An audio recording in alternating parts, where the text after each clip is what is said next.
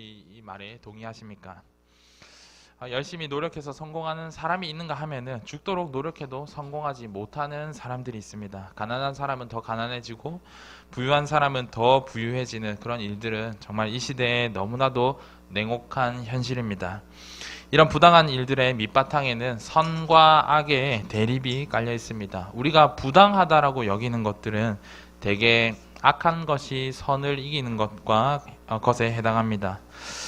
그런데 우리가 당면하는 가장 큰 부당함은 이 세상에 악이 있다는 것 자체입니다. 악이 존재한다는 것 자체가 바로 부당한 것입니다. 이것은 하나의 가정으로부터 시작됩니다. 만약 하나님이 살아계시다면 어떻게 이 세상에 악이 존재할 수가 있습니까? 하나님은 죄를 미워하시고 악을 심판하시는 분이신데 이 현실 세계에서는 여전히 죄가 있고 악이 있습니다. 그것을 하나님께서는 왜 막지 못하십니까? 하나님이 살아계시다면 이 땅에 악이 존재하는 것은 부당한 일입니다. 하나님을 믿는 사람들이 고통당하고 박해당하는 것은 더욱 부당한 일입니다. 결국 이런 부당함 때문에 하나님을 의심하는 데까지 인간은 나아갑니다. 하나님은 악을 이길 능력이 없거나 혹은 악을 이기고자 하는 그런 의지가 없는 분이라고 생각할 정도입니다. 더 나아가서 하나님은 아예 존재하지 않는 것은 아닌가 그렇게 생각할 수도 있겠습니다. 조금 더 우리가 구체적인 예를 들어보겠습니다. 2001년에 9월 11일 이 자리에서 기억하시는 분들도 계실 겁니다. 뉴욕에서 테러가 일어났습니다. 비행기가 세계 무역센터를 곧장 들이박았습니다. 이 사건으로 인해 약 3,000명의 사람들이 사망했고 약 6,000명의 사람들이 부상을 입었습니다.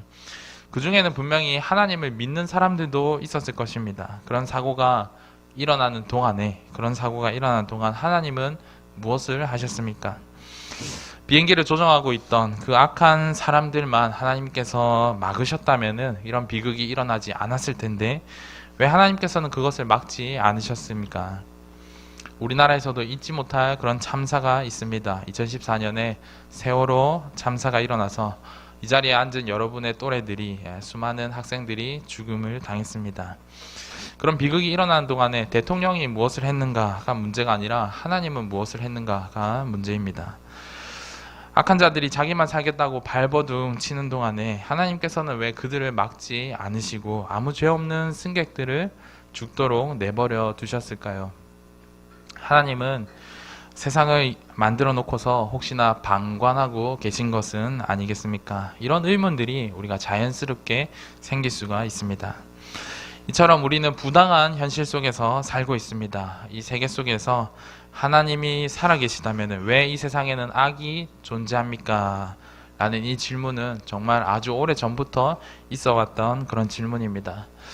이런 질문에 대해서 우리가 제대로 된 답을 내리지 못한다면 우리는 평생 하나님을 의심할 수밖에 없습니다. 악한 일들이 일어나는 것에 대해서 우리가 항상 불안해할 수밖에 없습니다. 우리는 매우 심각한 어조로 하나님께 불평을 할 수도 있겠습니다. 또 때로는 우리가 하나님을 믿는 것이 맹신이 아닌가라는 그런 의심에 빠질 수도 있습니다. 그런데 이런 문제에 대해서 하나님이 사람이 이런 문제 때문에 고민한다는 것을 우리 하나님이 아십니다. 이런 문제에 대해서 하나님이 결코 외면하지 않으십니다. 현실 속에서 하나님은 정말 의로우신 분이신가? 라는 질문에 대해서 막연히 하나님을 믿어라, 맹목적으로 하나님을 믿어라 그렇게 말씀하시지 않으십니다. 하나님께서는 부당한 이 현실 그리고 악이 가득할 뿐만 아니라 악이 선을 이기는 이런 현실에 대해서 하나님께서는 친절하게 대답해 주십니다. 그것이 바로 하박국서입니다. 하박국서는 이 하나님을 향한 우리의 믿음을 한층 더 업그레이드 시켜줍니다. 사람의 상식으로는 도저히 이해 못할 이 하나님의 능력과 계획에 대해서 우리에게 알려주시면서 현실 세계에서 우리가 당하고 있는 그 부당한 일들, 그 일들에 대한 대답을 우리 하나님께서 해주십니다. 서론이 조금 길었습니다. 그러나 하박국서를 우리가 이해하기 위해서는 이 정도의 서론이 필요할 것 같습니다. 이제 하박국서에 대해서 오늘 본문에 대해서 우리가 함께 살펴보길 원합니다. 오늘 우리는 이 말씀 속에서 악에 대한 하나님의 작정에 대해서 우리가 생각해 보고자 합니다. 바꿔 말해서 우리는 하나님의 계획에 대해서 이 시간 생각해 볼 것입니다. 이 말씀으로 인해서 우리가 하나님을 더욱더 잘 알고 또 이 세계를 바라보는 통찰력을 키우고 또 하나님의 놀라우신 그 계획 앞에 우리 하나님께 영광과 찬양을 올려드리는 그런 우리 이 자리에 있는 말씀교회 성도님들 그리고 벌릭스 학생 여러분들이 되길 바랍니다. 우리 본문을 함께 살펴보겠습니다. 본문은 먼저 하나님께서 악을 어떻게 다루시는지 우리에게 알려줍니다. 2절에서 4절을 보십시오. 이 단락에서 선지자 하박국은 하나님께 질문을 던집니다. 그 질문은 우리가 서론에서 생각해 보았던 그런 질문들과 똑같습니다. 현실은 이렇게 부당한데 하나님은 왜 우리를 돌봐주시지 않느냐라는 그런 질문입니다. 지금 선지자 하박국이 처해 있는 그 현실의 부당함은 바로 이스라엘 백성의 타락입니다. 하나님의 백성으로 부름받았던 그 이스라엘 백성이 하나님의 말씀을 떠나고 율법을 저버렸습니다. 이스라엘의 왕들은 하나님을 의지하는 대신에 다른 나라의 왕들을 의지하거나 혹은 우상들을 섬겼습니다. 이스라엘 곳곳에서는 우상을 섬기기 위한 제단들이 만들어졌고 그곳에서 이방 나라들이 섬기던 그 우상을 이스라엘 백성들이 섬깁니다. 이스라엘의 타락은 여기서부터 한 걸음 더 나아갑니다. 이스라엘 백성들에게 하나님의 말씀을 선포하여서 그들로 하여금 회개하게 하고 하나님께로 돌아오게 하는 그 부름받은 자들, 다시 말해서 선지자들을 이스라엘 백성들이 배척한 것입니다. 선지자 하박국이 바라본 이스라엘의 모습은 강포라는 단어로 요약할 수가 있겠습니다. 강포라는 말은 쉽게 말해서 폭력이라는 뜻입니다. 하박국의 눈에는 이스라엘의 죄악이 보였습니다. 그들의 패역이 보였습니다. 겁탈과 강포, 쉽게 말해서 파괴와 이 폭력이 그를 둘러싸고 있었습니다. 이스라엘 안에는 변론과 분쟁, 다시 쉽게 말해서 다툼과 싸움이 끊이지 않았습니다. 율법은 해이어졌고 정의가 전혀 실행되지 못했습니다. 하나님의 백성들이 하나님의 사자를 거부합니다. 때로는 선지자들을 감옥에 가두기도 하고 죽이려고까지 합니다. 어떤 선지자는 하나님의 말씀을 왕에게 그대로 전했다가 거짓 선지자에게 뺨을 맞는 그런 일을 당하기도 했습니다.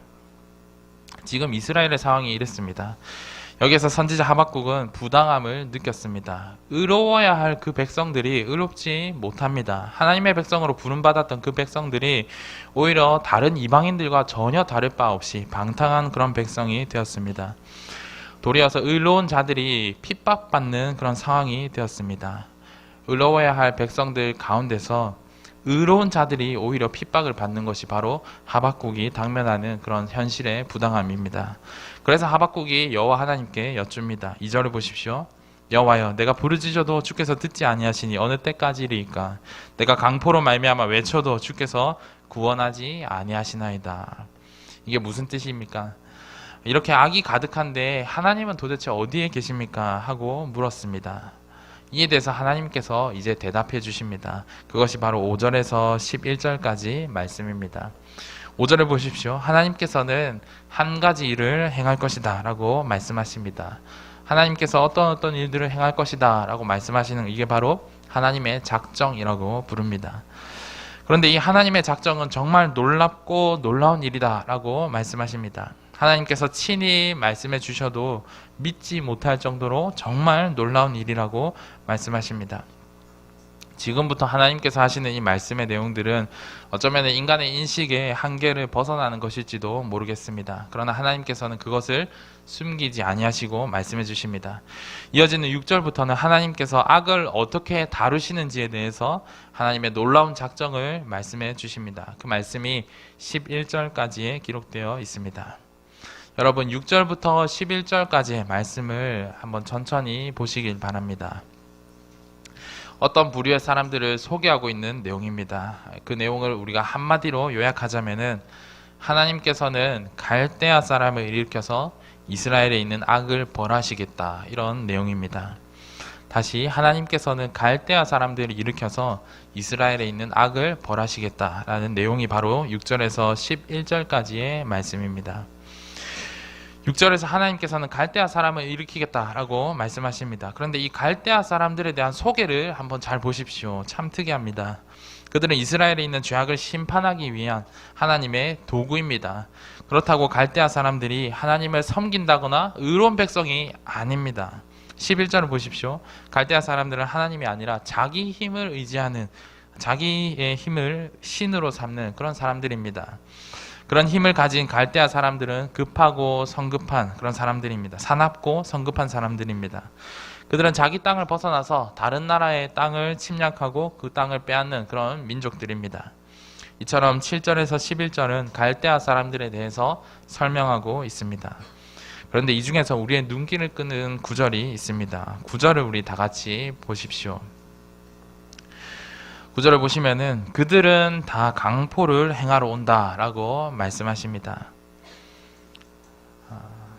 아까 앞서 말했듯이 지금 하박국이 당면하고 있는 이스라엘의 그 부당한 현실이 바로 강포라고 했는데, 하나님께서 지금 갈대아 사람들을 일으켜 세웠다라고 말씀하시면서 그들이 지금 강포를 행하려고 온다라고 말씀하시는 것입니다. 강포가 가득한 이스라엘을 심판하기 위해서 하나님께서 사용하신 도구가 강포를 그냥 끝내버리는 그런 사람들이 아니라 오히려 강포를 행하는 사람들입니다. 더 이상 이스라엘 안에 폭력이 일어나지 않도록 그것을 막는 사람들이 아니라 오히려 폭행을 행하는 사람들, 그 사람들을 하나님의 심판의 도구로 하나님께서 사용하십니다. 여기서 우리는 하나님의 작정이 정말 인간의 이해를 넘어서서 얼마나 놀라운 것인지를 우리가 발견하게 됩니다. 우리는 정의가 악을 이기기를 기대합니다. 의인이 악인을 정복하기를 기대합니다. 그래서 악을 심판할 능력을 갖춘 자들은 의인이어야 된다라고 우리가 내심 생각합니다. 그러나 하나님의 작정은 다릅니다. 하나님은 악을 다루시기 위해서 악을 도구로 사용하십니다. 이스라엘의 강포를 벌하시기 위해서 강포한 자들을 사용하십니다. 죄인이 자기보다 더 죄인에게 정죄당하고 심판당할 때 얼마나 비참하겠습니까? 어쩌면 하나님께서는 이런 비참함을 깨달으라고 이스라엘보다 더 강포한 자들을 들어 사용하시는 줄도 모르겠습니다. 그러나 아무튼 중요한 것은 하나님께서 악한 자들을 벌하시기 위해서 그보다 더 악한 자들을 사용하신다는 것입니다. 여기서 우리가 한 가지 질문을 던질 수가 있겠습니다. 악을 사용하시는 하나님은 선한 하나님입니까? 악을 사용하시는 하나님은 선한 하나님입니까? 여러분들은 혹시 어떻게 생각하십니까? 우리가 매우 주의해서 구분할 필요가 있겠습니다. 하나님이 악을 행하는 것과 하나님이 악을 사용하시는 것을 우리가 구분해야 되겠습니다. 하나님이 악을 행하는 것은 불가능합니다. 그것은 하나님의 거룩한 본성에 위배되는 것이기 때문입니다. 그러나 하나님이 악을 사용하는 것은 가능합니다. 그것이 하나님을 악하게 만들지 못합니다. 예를 들어서 하나님은 거짓말하지 않으십니다. 거짓말하는 것 자체가 불가능합니다. 진리신 하나님의 그 본성에 벗어나는 것이기 때문입니다. 그러나 하나님께서는 거짓말쟁이를 사용하실 수 있습니다. 거짓말쟁이를 사용하셔서 하나님의 어떠한 그 작정을 이루실 수 있습니다. 거짓말쟁이를 사용하셨다 해서 하나님이 거짓말쟁이다라고 우리가 말할 수가 없습니다. 마찬가지로 하나님께서 악을 도구로 사용하신다라는 그 이유 때문에 우리가 하나님을 악하다라고 말할 수가 없습니다. 오히려 하나님께서는 악을 도구로 사용하시되 그것으로도 자신의 뜻을 이루시는 분이십니다. 실제로 이런 사례가 성경에 있습니다. 열왕기상 22장을 보시면은 하나님께서 이스라엘의 왕이었던 아합을 심판하시기 위해서 하나님께서 거짓 선지자들을 사용하십니다. 아합 왕이 전쟁에 나가려고 할 때 거짓 선지자들로 하여금 승리를 빌게 했습니다. 결국 아합은 거짓 선지자들의 말을 듣고 그 말을 듣고 전쟁에 나갔다가 최후를 맞이하게 됩니다. 하나님의 그 심판의 화살을 맞게 된 것입니다. 하나님께서는 거짓 선지자라는 그런 악한 자들을 사용하셔서 우상을 섬겼던 아합 왕을 심판하셨습니다. 하나님은 악한 일들로도 자신의 작정을 이루십니다. 이것은 정말 듣고도 믿지 못할 그런 놀라운 일입니다. 다시 본론으로 우리 돌아가 봅시다. 하나님께서는 이스라엘의 폭력을 어떻게 심판하십니까? 더욱 폭력적인 갈대아 사람들을 도구로 삼아서 이스라엘을 심판하십니다. 이 갈대아 사람들이 바로 바벨론입니다. 후에 이 말씀은 그대로 이루어집니다. 여전히 하나님을 거역하면서 패역한 길을 걸어갔던 남유다가 결국에는 멸망당하는데 그들을 멸망시킨 것이 바로 바벨론입니다. 그리고 이 일은 하나님의 악에 대한 하나님의 작정이 이루어진 것입니다. 이 말씀 속에서 우리가 깨닫는 것은 이것입니다. 하나님은 악을 도구로 삼아서 악을 심판하시는 분이십니다. 사실 이것은 하나님에 대한 새로운 지식은 아닙니다. 하나님은 이스라엘 역사 속에서 늘 그렇게 역사해 오셨습니다. 사사기를 보십시오. 이스라엘 백성들이 우상을 섬길 때마다 하나님께서는 우상을 섬기는 다른 나라를 사용하셔서 이스라엘을 벌하셨습니다. 물론 하나님께서는 늘 이런 식으로 악을 다루지는 않으십니다. 때로는 악한 자들을 사용하지 않으시고 곧바로 악인들을 심판하시는 경우도 있습니다. 소돔과 고모라가 멸망했을 때 그들보다 더 음란한 민족들을 일으켜서 소돔을 멸망시키지 아니하시고 그냥 하늘에서 곧장 불이 떨어져 내리심으로 이 소돔을 멸망시켰습니다. 또 로마서 1장에서 보듯이 죄인들을 가만히 내버려 두시는 것도 하나님께서 악을 다루시는 하나의 방법입니다. 죄인들이 자기의 비참함을 깨닫지 못하고 더욱 타락하여서 스스로 이 죄와 비참함에 잠기게 하는 것도 하나님의 심판의 한 모습입니다. 그러나 이스라엘의 역사가 생생하게 증거하는 것은 하나님께서 악한 이방인들을 사용하셔서 이스라엘을 징벌하신다는 사실입니다. 악을 벌하시기 위해서 악을 사용하신다는 것은 하나님께서 이 땅에 있는 악을 다루시는 일반적인 방법입니다. 여러분, 지금까지의 내용을 잘 이해했다면 이제 오늘 본문의 핵심에 우리가 다가설 수 있을 것 같습니다. 여러분, 이 땅에 악이 왜 있습니까? 이 땅에 왜 악이 있는가에 대한 대답을 우리가 내릴 수 있을 것 같습니다. 하나님이 살아계심에도 불구하고 왜 현실 세계 속에는 부조리한 일들이 일어나고 있습니까? 그 이유는 하나님께서 악으로 악을 심판하시기 때문입니다. 하나님께서는 거짓말하는 자들을 사용하셔서 거짓말하는 자들을 멸망하게 하십니다. 살인하는 자들을 사용하셔서 살인자들을 멸하십니다. 도둑질하는 자들을 사용하셔서 도둑질하는 자들을 멸망하십니다. 이것이 하나님께서 이 세계를 다스리시는 일반적인 법칙입니다. 그리고 이 일은 계속적으로 반복됩니다. 이스라엘의 폭력을 심판하시기 위해서 그보다 더 폭력적인 바벨론을 하나님께서 사용하셨다면 이후에는 바벨론의 폭력을 심판하시기 위해서 또 다른 악한 자들을 하나님께서 반드시 도구로 삼으실 것입니다.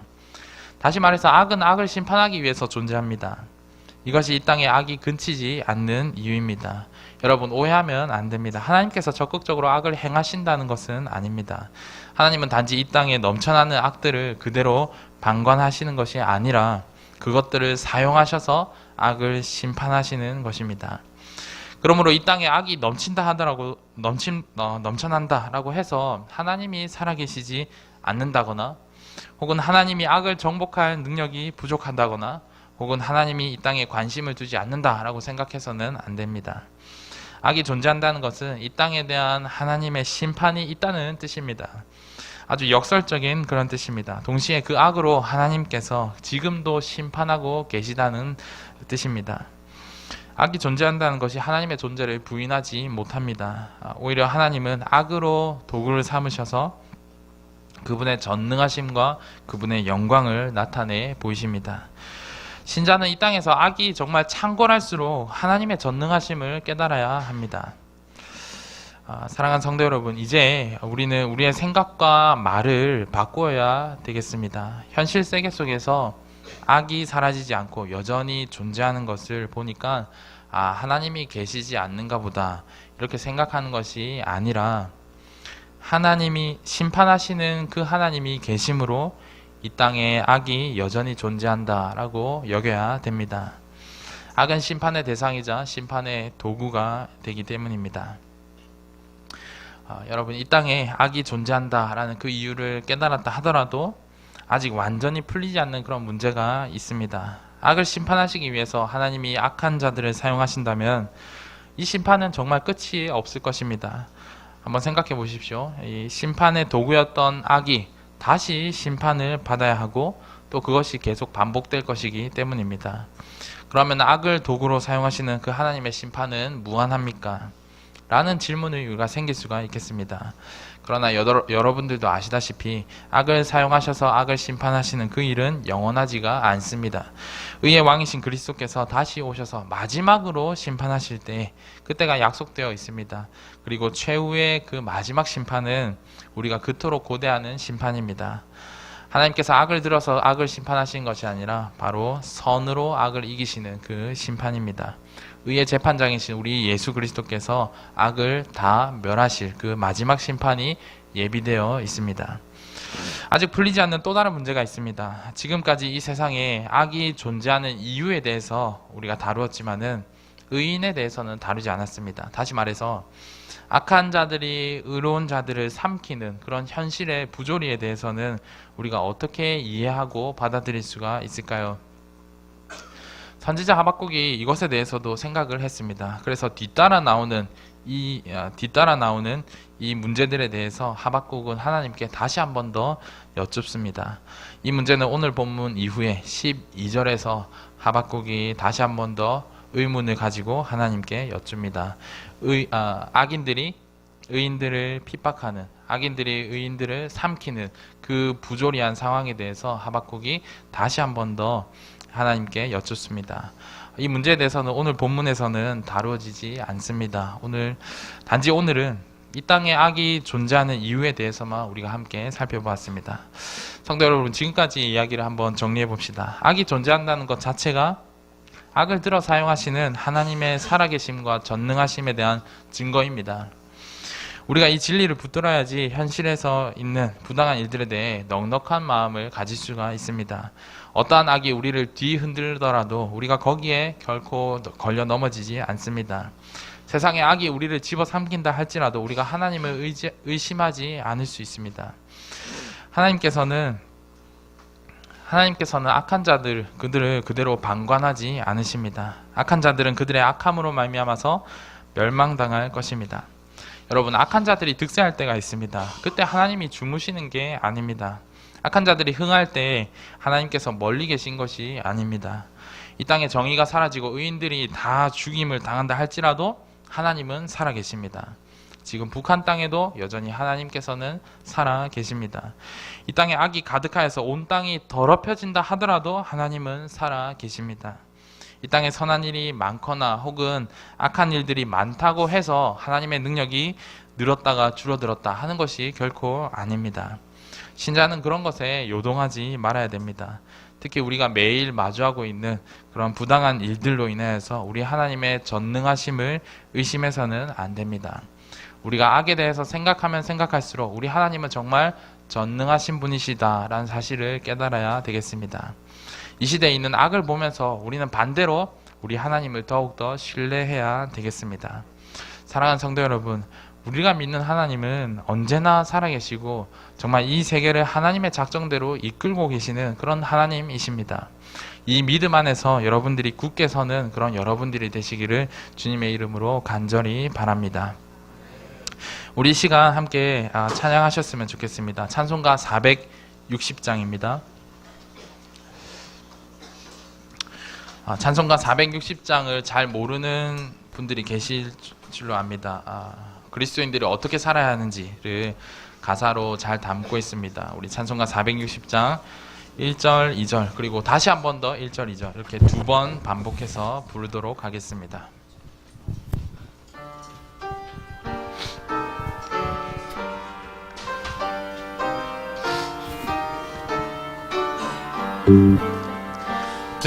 뜻없이 무릎 꿇는 그 복종한 이유 운명에 맡겨 사는 뜻의 아니라 우리의 믿음 치솟아 독수리 날듯이 주 뜻이 이뤄지다 외치며 사나니 약한 자 힘주시고 강한 자 바르게 주한 자 정케함이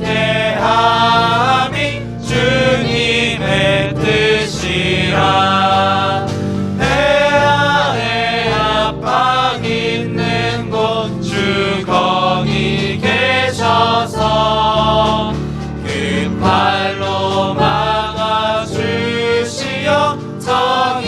1절, 2절 다시 한 번 더 찬양합니다.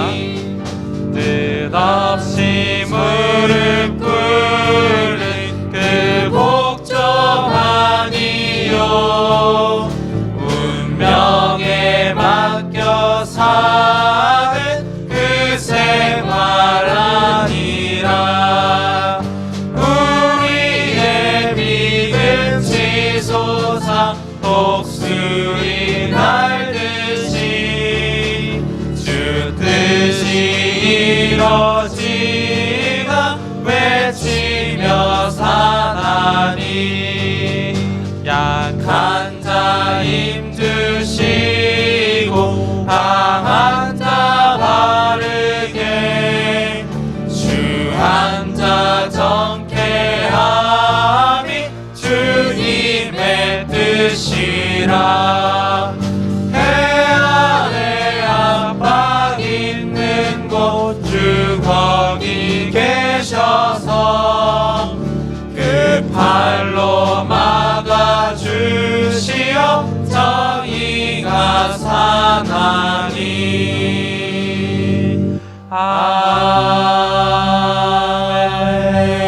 아멘. 우리 시간 통성으로 기도하셨으면 좋겠습니다. 기도할 제목들이 있습니다. 먼저 말씀을 기억하시면서 다 같이 기도합시다. 우리가 악한 자들의 형통에 대해서 낙심하지 않고 우리의 믿음을 지키며 살도록 하나님의 전능하심을 굳게 믿을 수 있도록 위해서 기도하셨으면 좋겠습니다. 그리고 우리 담임 목사님을 위해서 이 시간 기도해 주셨으면 좋겠습니다. 말레이시아 페낭 연동교회에서 오늘부터 시작해서 5번의 부흥 집회를 인도하십니다. 그 사역들을 위해서 잘 감당하게 하시고 또 하나님의 진리의 말씀을 선포하는 그런 일들을 위해서 기도하셨으면 합니다. 또 임직식 인도가 계속 그 페낭 연동교회에 있습니다. 그 일들을 위해서도 또 우리 목사님의 건강을 위해서 영육간의 강건함을 위해서 이 시간 다 같이 기도하셨으면 좋겠습니다. 그리고 다음 주에 중간고사가 있습니다. 우리 학생들과 교사 선생님들을 위해서 기도해 주셨으면 참 좋겠습니다. 우리 3가지 기도 제목 말씀을 가지고서 그리고 담임 목사님을 위해 그리고 다음 주 우리 블릭스 일정들을 위해서 다 같이 기도하셨으면 합니다. 다 같이 기도하시겠습니다. 하나님 아버지 이 말씀을 우리 기억하게 하여 주옵소서. 이 땅에 주님 부조리한 그런 일들이 일어나지만은 하나님 거기에 낙심하지 아니하고 우리의 믿음을 잃지 않게 하여 주옵소서. 어떠한 악들이 창궐하고 우리를 유혹한다 할지라도 거기에 우리가 흔들리지 아니하고 전능하신 우리 하나님을 바라보게 하여 주옵소서. 하나님 아버지 우리 하나님께서 악을 또한 도구로 사용하신다는 사실을 살펴봤습니다. 하나님의 작정을 주님 무너뜨리는 악이 없고 하나님의 작정이 취소되는 법이 없음을 또한 깨닫습니다. 하나님의 뜻대로 이 세상이 움직여 나가기를 우리 간절히 바랍니다. 우리 하나님의 뜻에 또 합당한 주의 백성들이 되게 하여 주옵소서. 하나님 이 세상을 향한 우리 하나님의 뜻들을 더욱더 잘 이해하고 우리 하나님께 영광 돌리는 주의 백성들이 되게 하여 주옵소서. 하나님 아버지 담임 목사님께서 또 말레이시아에 또 출타 중에 있습니다. 페낭 연동교회에서 맡은 사역들을 잘 감당하게 하여 주옵소서. 그곳에서 주님 집회 동안에 하나님의 진리의 말씀을 선포하게 하여 주옵소서. 그곳에서 하나님 죽었던 영혼들이 다시금 살아나는 그런 역사가 일어나게 하여 주옵소서. 믿지 아니한 자들이 회개하고 주님께 돌아오는 그 능력의 일들이 일어나게 하여 주옵소서. 그 일들을 감당하는 우리 목사님 영육간의 강건함을 허락하여 주옵소서. 우리 다 같이 주님께서 가르쳐 주신 기도로 수요 예배를 마치겠습니다. 하늘에 계신 우리 아버지여, 이름이 거룩히 여김을 받으시오며 나라가 임하시오며 뜻이 하늘에서 이루어진 것 같이 땅에서도 이루어지이다. 오늘 우리에게 일용할 양식을 주시옵고 우리가 우리에게 죄 지은 자를 사하여 준 것 같이 우리 죄를 사하여 주시옵고 우리를 시험에 들게 하지 마시옵고 다만 악에서 구하시옵소서. 나라와 권세와 영광이 아버지께 영원히 있사옵나이다. 아멘.